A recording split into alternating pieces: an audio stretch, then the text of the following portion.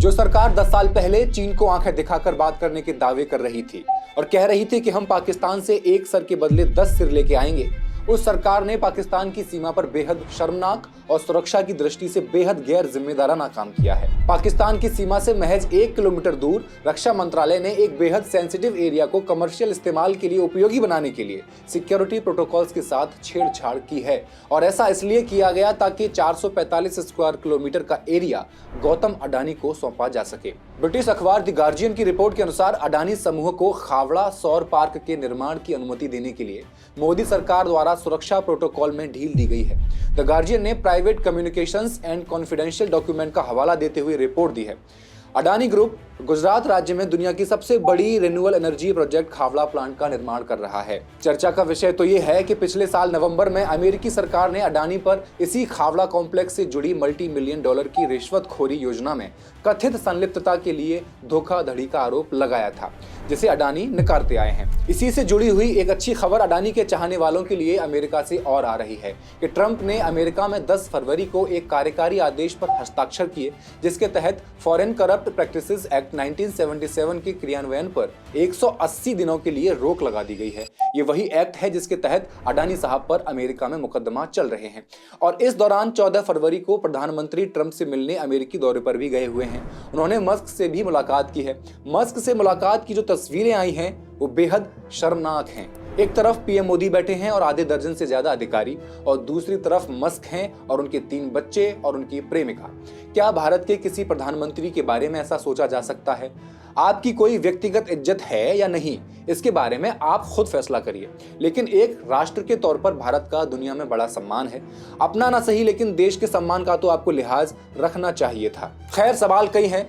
PM Modi क्या अडानी की बातचीत के लिए गए हुए हैं? अडानी को जमीन देने के लिए क्यों सिक्योरिटी प्रोटोकॉल्स को नजरअंदाज किया गया? इस पे रक्षा विशेषज्ञों ने क्या कहा? और क्या ट्रंप के इस फैसले से अडानी को अमेरिकी अदालतों से वाकई राहत मिल पाएगी? फैक्ट्स एंड फिगर्स के इस एपिसोड में आई विल एक्सप्लेन।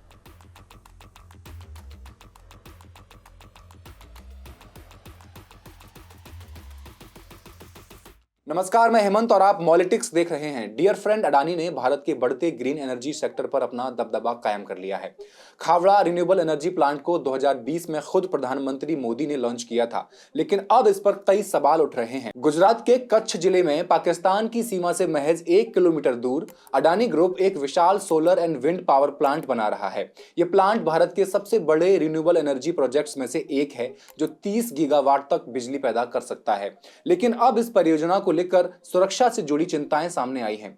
पहले भारत की सुरक्षा नीति के तहत यह नियम था कि पाकिस्तान की सीमा से 10 किलोमीटर के अंदर कोई बड़ा निर्माण कार्य नहीं होगा। लेकिन गुजरात सरकार ने इस नियम में ढील देने के लिए केंद्र सरकार पर दबाव डाला है।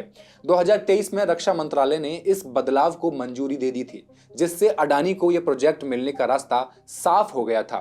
गनीमत है कि गार्जियन ने private communications and confidential government details के साथ ये सारी रिपोर्ट तैयार की है और खुद चेक की है। इस रिपोर्ट में दिखाया गया है कि रक्षा मंत्रालय ने भारत पाकिस्तान सीमा पर सेंसिटिव एरिया को कमर्शियल बनाने के लिए डेवलपर्स की ओर से सिक्योरिटी प्रोटोकॉल्स में अमेंडमेंट किए हैं, जिससे अडानी ग्रुप गुजरात सरकार द्वारा पट्टे पर दी गई भूमि और कच्छ के रण में टरबाइन का निर्माण कर सके।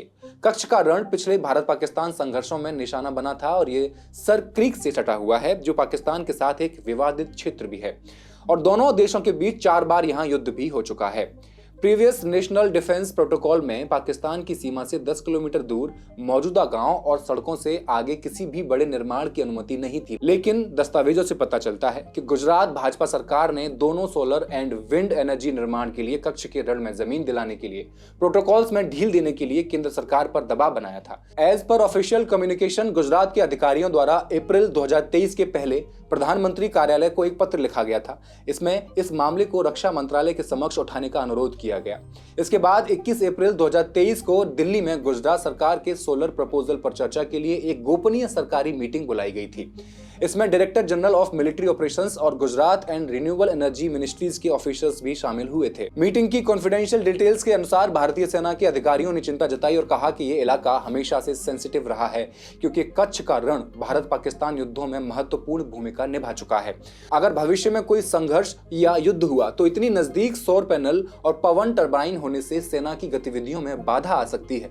हालांकि डेवलपर्स का कहना था कि दुश्मन के टैंकों की एक्टिविटीज से होने वाले किसी भी खतरे को कम करने के लिए सोलर प्लेटफॉर्म पर्याप्त होंगे। फिर सैन्य अधिकारियों ने सोलर पैनल के आकार में बदलाव करने की मांग की, लेकिन डेवलपर्स ने इसे भी ठुकरा दिया। मीटिंग के आखिरी में रक्षा मंत्रालय ने आपसी सहमति से इस बात पर सहमति जताई कि पाकिस्तान के 1 किलोमीटर के करीब सौर पैनल और पवन टरबाइन लगाने की अनुमति दे दी जाए।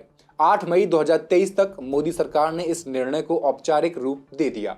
सभी मंत्रालयों को एक नोटिस भेजा गया जिसमें बताया गया कि बुनियादी ढांचे के विकास के नियमों में छूट दी गई है, जो न केवल भारत पाकिस्तान सीमा पर बल्कि बांग्लादेश, चीन, म्यांमार और नेपाल से सटी जमीन पर भी लागू होती है। अप्रैल 2023 में जब दिल्ली में बैठक बुलाई गई थी तब पाकिस्तान के सबसे करीब 230 स्क्वायर किलोमीटर जमीन solar energy corporation of India SECI को आवंटित की गई थी, जो भारत सरकार द्वारा कंट्रोल्ड है। लेकिन अगस्त तक जब रक्षा मंत्रालय ने बॉर्डर सिक्योरिटी प्रोटोकॉल में ढील देने पर सहमति जता दी तो यही जमीन रिन्यूएबल एनर्जी के लिए 10 गुना ज्यादा फायदेमंद हो गई। इसके बाद मोदी सरकार ने सरकारी company solar energy corporation of India यानी सेसी को जमीन छोड़ने का निर्देश दे दिया और अगस्त 2023 में इसे अडानी ग्रुप को दे दिया गया। दस्तावेजों से पता चलता है कि solar energy corporation of India को इन बदलावों की जानकारी नहीं थी, लेकिन अडानी ग्रुप पहले से ही इस फैसले के बारे में जानता था और उसने 2 हफ्ते पहले ही जमीन मांगने का आवेदन गुजरात के अधिकारियों को पत्र लिखकर दे दिया था। क्या ये एक सुनियोजित योजना थी? क्या इसे अडानी के फायदे के लिए किया गया? सेसी ने 17 जुलाई 2023 को लिखे एक पत्र में गुजरात सरकार को जमीन वापस कर दी, जिसमें साफ तौर पर कहा गया कि उसे बॉर्डर प्रोटोकॉल में भी जो चेंज किए गए हैं उनके बारे में कोई जानकारी नहीं थी, न उनको बताया गया। और ये भी कहा गया कि ये एक व्यावसायिक रूप से व्यवहार्य नहीं है। सिक्योरिटी प्रोटोकॉल्स में तब्दीलियां करने के बाद अगस्त में गुजरात सरकार इस जमीन का फिर से आवंटन करती है, जिसका नेतृत्व भाजपा के मुख्यमंत्री भूपेंद्र पटेल कर रहे थे।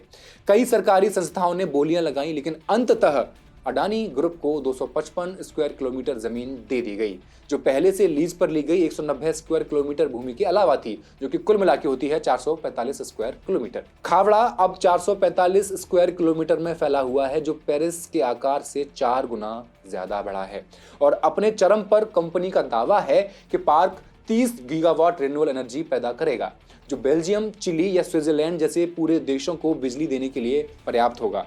पाकिस्तान सीमा से महज 1 किलोमीटर दूर इस प्लांट को सुरक्षा की दृष्टि से देखा जाए तो विशेषज्ञों का कहना है कि इस क्षेत्र में इतनी बड़ी मात्रा में निर्माण होने से पाकिस्तानी ड्रोन्स और निगरानी तंत्र को फायदा मिल सकता है।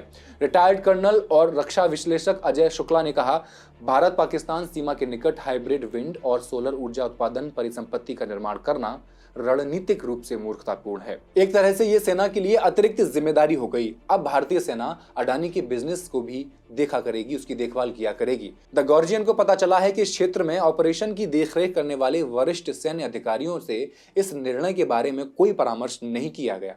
2 वरिष्ठ अधिकारी ऐसे जिन्हें मीडिया से बात करने का अधिकार नहीं था। उन्होंने सवाल उठाया कि किसी सुरक्षा खतरे या पाकिस्तान की ओर से घुसपैठ की स्थिति में सेना कैसे एक्टिव हो सकती है, जैसा कि कच्छ के रण में हो चुका है। एक अधिकारी ने पूछा, अगर माइंस, एंटी टैंक और एंटी पर्सनल लगाने की जरूरत पड़ी तो क्या होगा? आक्रामक और रक्षात्मक ऑपरेशंस में जगह और सरप्राइजेस का क्या होगा? सवाल कई सारे हैं और प्रधानमंत्री अमेरिकी दौरे पर गए हुए हैं। आखिर पीएम मोदी अमेरिका गए क्यों, ये भी एक सवाल है और बड़ा सवाल है, क्योंकि अभी तक भारत को कुछ हासिल तो होता हुआ दिख नहीं रहा है अमेरिका से, सिवाय अमेरिका के महंगे तेल और गैस के निर्यात की शर्तों और M-35 लड़ाकू विमानों की खरीद के अलावा, जिसमें भी अमेरिका का ही लाभ है और भारत का साफ साफ नुकसान है, क्योंकि इतनी दूर से उन्हीं बाजार कीमतों पर अमेरिका से तेल और गैस खरीदना कोई बुद्धिमत्तापूर्ण फैसला तो नहीं हो सकता। तो फिर अमेरिका क्यों गए हैं? हाँ, एक बात जरूर हो सकती है जिसके लिए यह यात्रा आपकी मजबूरी रही हो, वह था अपने मित्र गौतम अडानी को अमेरिका के आपराधिक शिकंजे से बचाना। हालांकि ट्रंप के साथ संयुक्त प्रेस कॉन्फ्रेंस में अमेरिकी पत्रकार के पूछे गए इस सवाल के जवाब में भले ही आपने कहा हो कि ऐसे व्यक्तिगत मामले 2 राष्ट्राध्यक्षों के बीच बातचीत के मुद्दे नहीं होते, व्यक्तिगत मामलों के लिए दो देश के मुखिया न मिलते हैं, न बैठते हैं, न बात करते हैं। लेकिन सवाल के बाद आपके चेहरे की भाव भंगिमा और पूरी देह की भाषा ये बता रही थी कि आपने ट्रंप के साथ वार्ता में इस मुद्दे पर क्या किया है। अब प्रधानमंत्री का दौरा तब हुआ है जब हफ्ते भर पहले अमेरिका से एक खबर आई कि ट्रंप ने फॉरेन करप्ट प्रैक्टिसेस एक्ट 1977 के क्रियान्वयन पर 180 दिनों के लिए रोक लगा दी है, जिस एक्ट के तहत अडानी पर मुकदमा चल रहा था। अब ये संयोगवश तो हुआ नहीं है और न ही अनायास। यह भी एक रहस्य का विषय हो सकता है, लेकिन लगता तो नहीं है। आपने जिस तरह से अमेरिकी शर्तों के सामने समर्पण किया है, उससे ये बात जाहिर हो रही है कि उसके बदले में देश को भले कुछ न मिला हो, लेकिन आपको और मित्र को जरूर हासिल हुआ है। आपके खून में ये जो व्यापार है वो पूरे राष्ट्र के सम्मान पर भारी पड़ रहा है। आजादी की लड़ाई से न तो आपको और न ही आपके पुरखों का कोई वास्ता था। अवलन तो उन्होंने ब्रिटिश साम्राज्यवादियों के साथ गलबहियां कर रखी थी, इसलिए साम्राज्यवाद के खिलाफ लड़ाई की जगह समर्पण का रास्ता ही आपको भाता है और ऐसा करके एक बार फिर आपने उसी को साबित किया है। बहरहाल, आपका क्या विचार है इस मुद्दे पर कमेंट में लिख दें और मॉलिटिक्स को सब्सक्राइब करना ना भूलें। शुक्रिया।